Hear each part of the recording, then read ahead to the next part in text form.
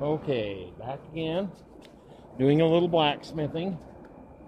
These are some knives for the same guy who liked the Kukri Bowie hybrid. This one's going to be really unusual shaped, which is why it's attached the way it is.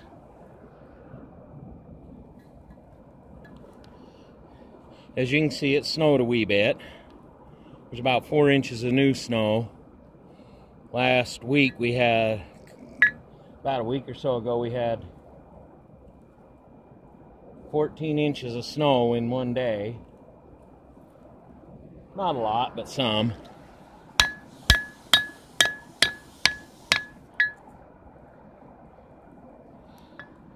Trying to make sure that's straight and flat.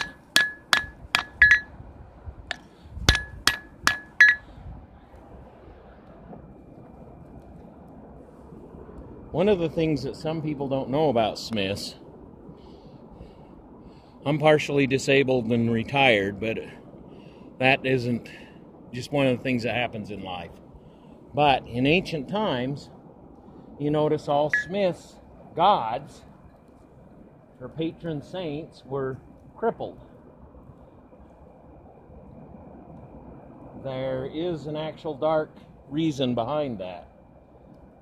In ancient times, prehistory, a smith was a very valuable commodity. Too valuable to be allowed to run away. So, they were often partially crippled. Not so much they couldn't move around their shop and do their work, but enough that if they tried to run away,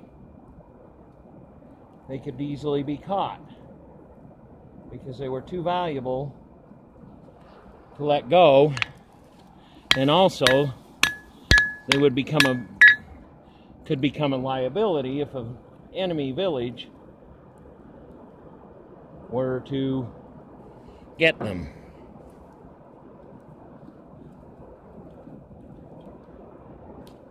This piece of steel I'm working on is 3/8 by 3 inches. It's leaf spring. Very old, off a heavy piece of equipment. Probably 5160, but I'm not certain. All I know is it'll make a good knife.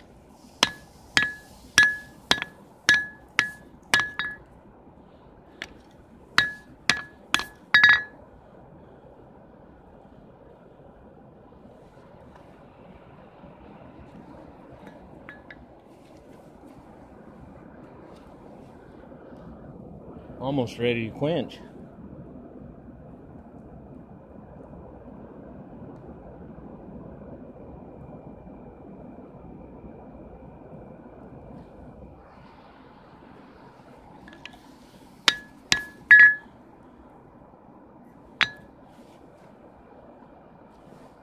Here's my bucket. Full of snow and ice today, but that'll still work.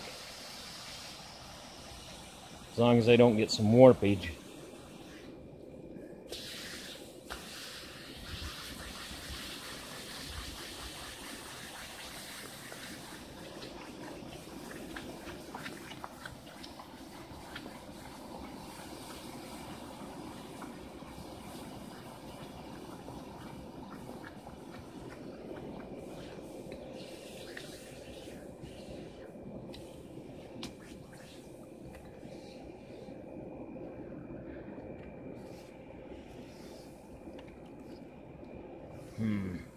I think I'm going to do that again.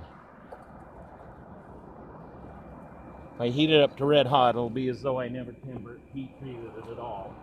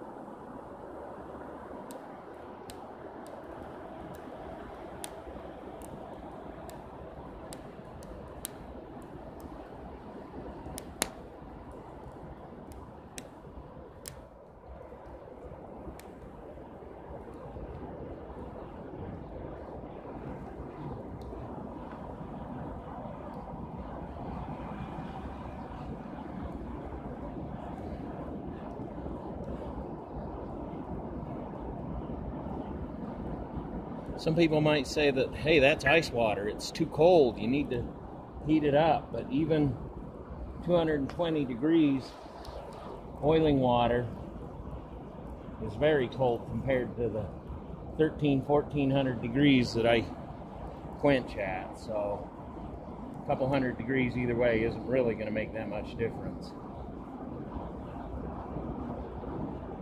I know some people say it will, but it won't. I know from experience this works. And if you have heavy snow that you can pack and quench something by jamming it into some really packed snow, that makes a really nice quench.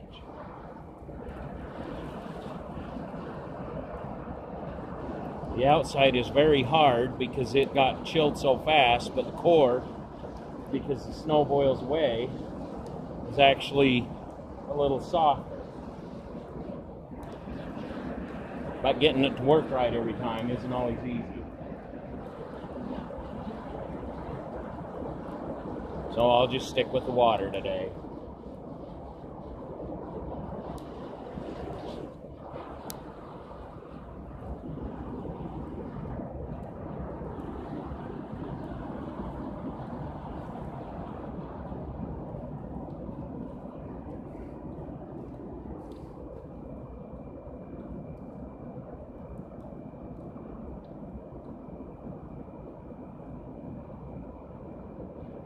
Yeah, the person who I made him a small carambit, which is on one of the videos, and then I made the Bowie Kukri hybrid. And a couple days later, he sent over some sketches of 4 more knives he wants made. One of them's another carambit. It's already finished. But these I have to heat treat too.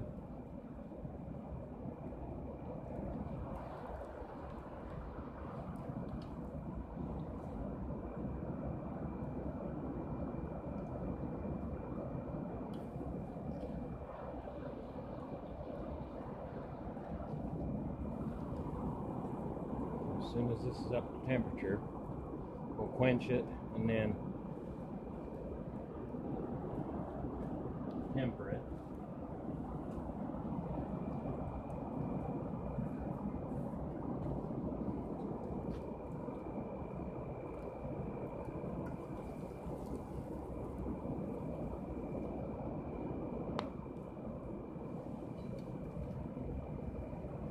Oh yeah, it's getting a nice red. Taking it up to a red again takes all hardness back out of it, so I can reheat treat it. That first one I'm not too pleased with, partly because it warped a little bit.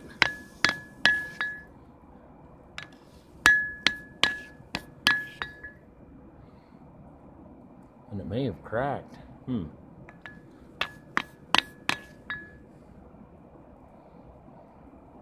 Well, if it did, we'll try again.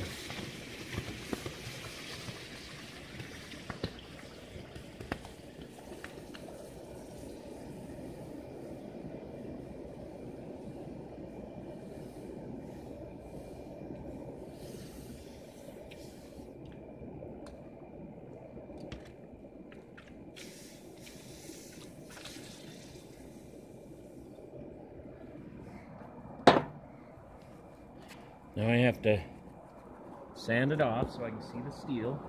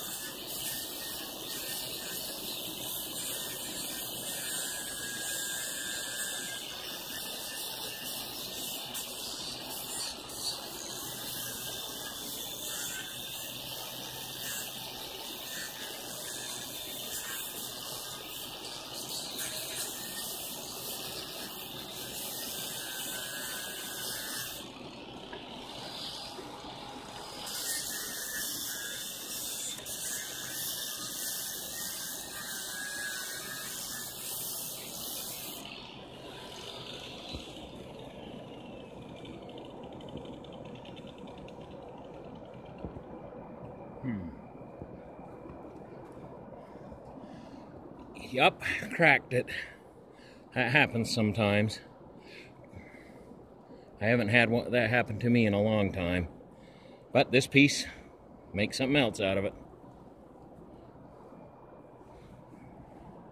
Or maybe just, that's how brittle, oh, crack was already there.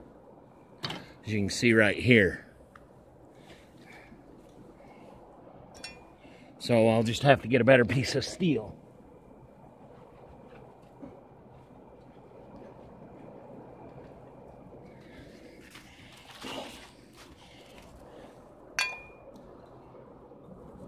Well, I can make the others.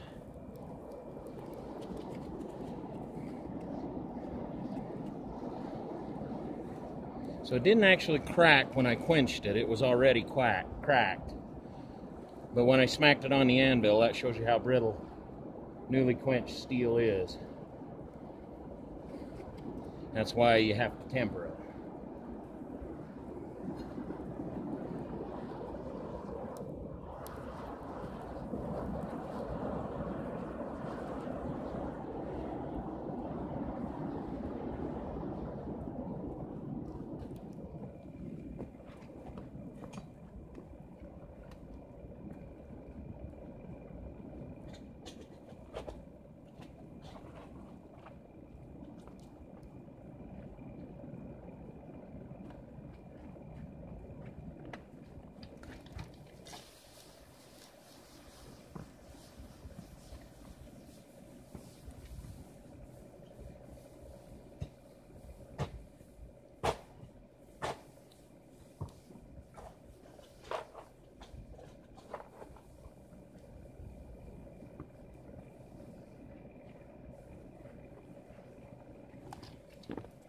One of the downsides of using old springs is that they may be already damaged.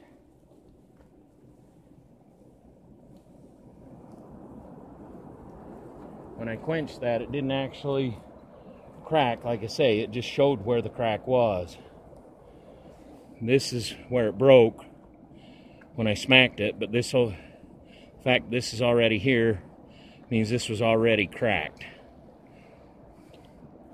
I might be able to make an axe or something out of this piece, although it has some more cracks in it that are may just be scrap.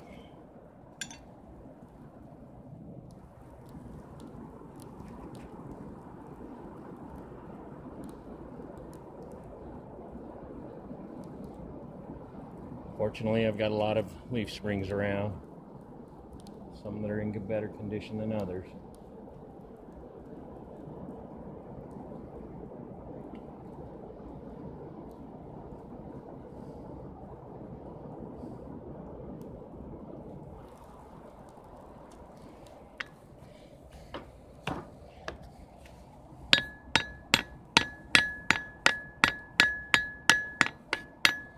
A lot of the time when you just heat it up, you'll be able to spot cracks like that, but that one didn't show until after it was quenched again.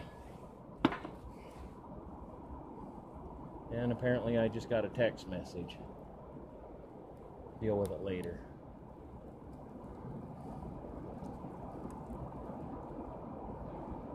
More snow falling. Good forging weather because you don't get too hot around the forge.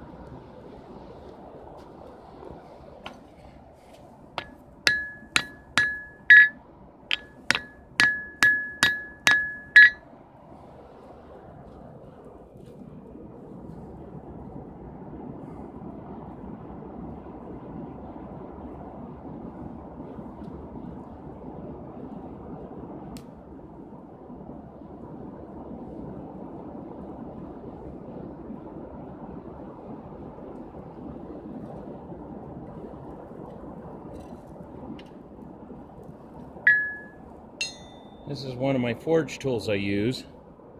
I use it to move the coal around and do a few other small things with it. It was originally made by my grandfather and is probably well over 100 years old.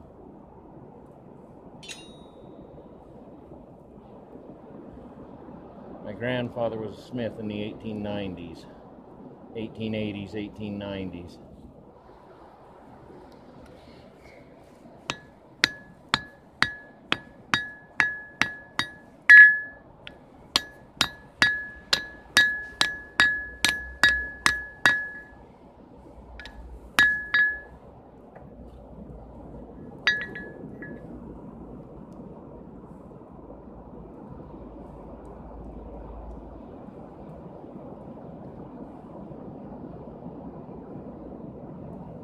Doing somewhat the same thing I did last time, just straightening out and heat treating a couple of pieces of steel that I'll turn into knives later, blanks.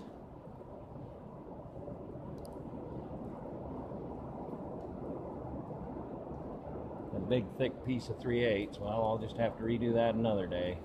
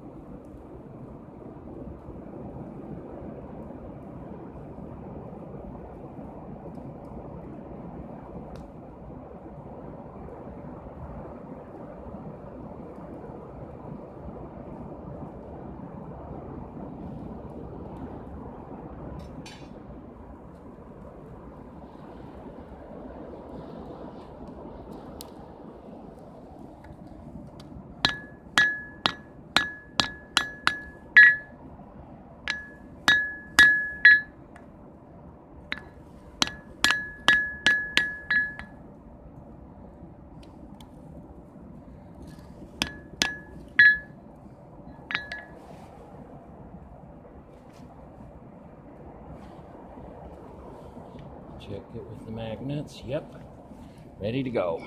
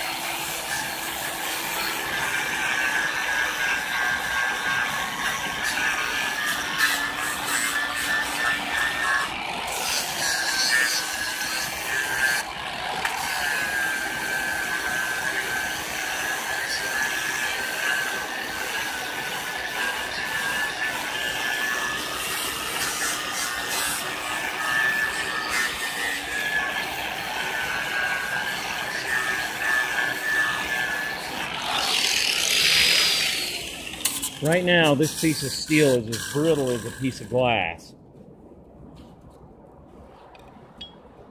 which is why I'll draw it to a blue.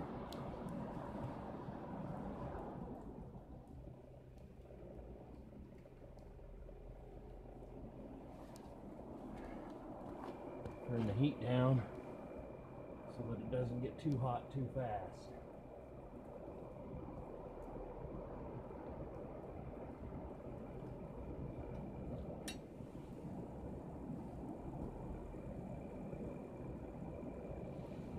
I'm shining it so I can see the color when it reaches the blue.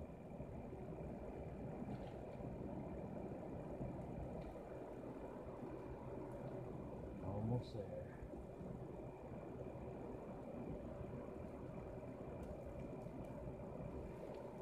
And there's the blue.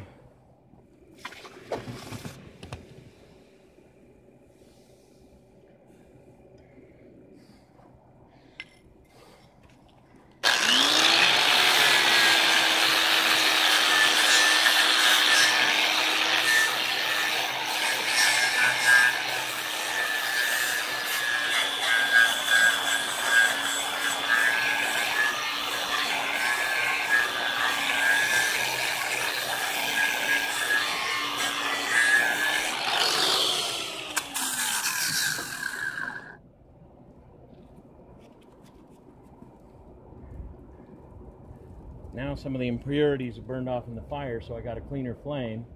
Easier to see the color change than when you've got a lot of black smoke coming up.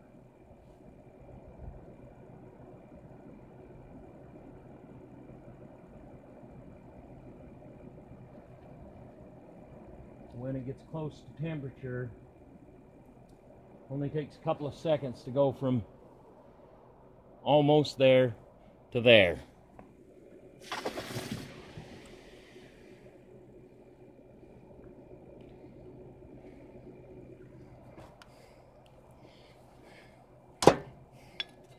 And I have to draw it to this blue 3 times.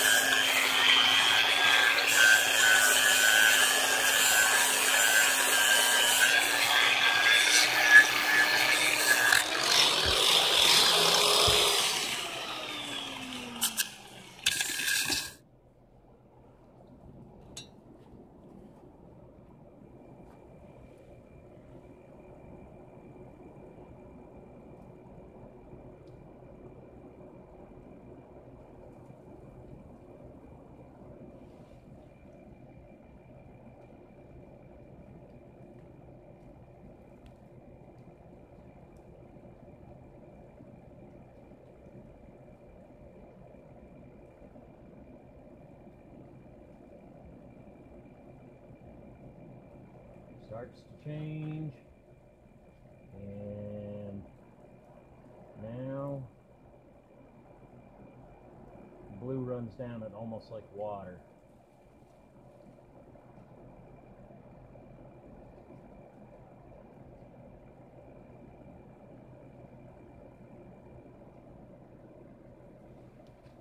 You can also do this, the drawing, with a handheld propane torch. Sometimes I do that with a knife. I'll finish the knife. Here we have the nice blue again. I'll finish the knife, do 2 draws, finish the knife, then draw it to the blue, and then it'll have that permanent blue patina. Well, wears off kind of quick because it's only a few molecules thick. Well, there's another piece of 3-inch. Maybe I can use that to replace the one I had, if it doesn't have cracks. And I'm going to call it a day, because apparently I've got company. So I hope you enjoyed this, and my 1 success and my 1 fail. And I hope you enjoyed watching. Feel free to share and comment. And until next time.